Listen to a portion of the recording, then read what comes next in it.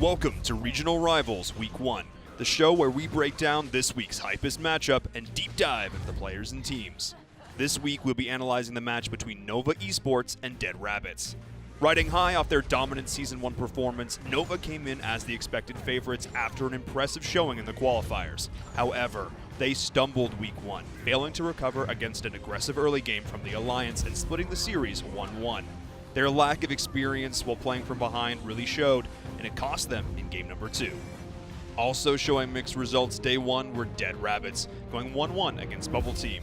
However, theirs was a much more compelling series. After identifying key win conditions for their opponents and adjusting their draft accordingly, they looked much more impressive in game 2, adapting to their enemy's style and playing a much less execution-heavy composition. They carried these lessons through to day 2, where they too faced off against the Alliance. The team had just taken a game off the best in Europe. They smashed through the competition, taking the series in a strong 2-0, truly begging the question, is the top team in EU really so cut and dry?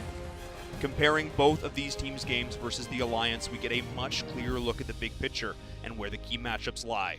First, we have to look to the side lanes, particularly towards the Dragon, as early control of this objective is crucial to the playstyles of both teams.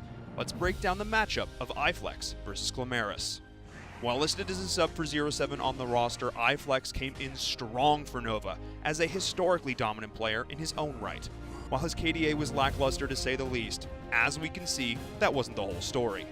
As we break down the numbers, we can see that while the KDA and GPM for Clamaris was definitely superior, overall, iFlex actually dealt and received a higher amount of damage respectively. Individually, his play was solid.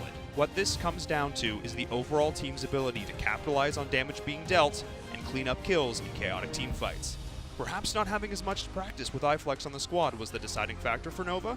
Will 0-7 be returning, or will the team adapt around this new playstyle more in Week 2? The other key lane matchup to explore is the mid lane, Alex P facing off against one of the all-time greats in Poseidon. When we break down the numbers, we can clearly see this is going to be one close match. While again, the overall KDA is vastly different, the individual performances are neck and neck.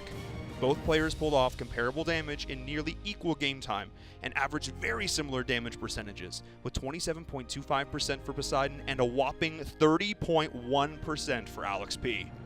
While again, it came down to team play and securing kills, it just goes to show how the hyper-focus on protecting carries, as employed by the Dead Rabbits, can really pay off. Alex P only totaled 2 deaths against the Alliance in their series, despite playing hyper-aggressive mages like Tulin and Jinnar. The question comes down to whether Nova can break through the stalwart tank line of Dead Rabbits, or whether Rabbits can once again show their ability to pressure early. If Nova is allowed to run rampant in the early game, we all know how hard it is to shake their grasp on victory.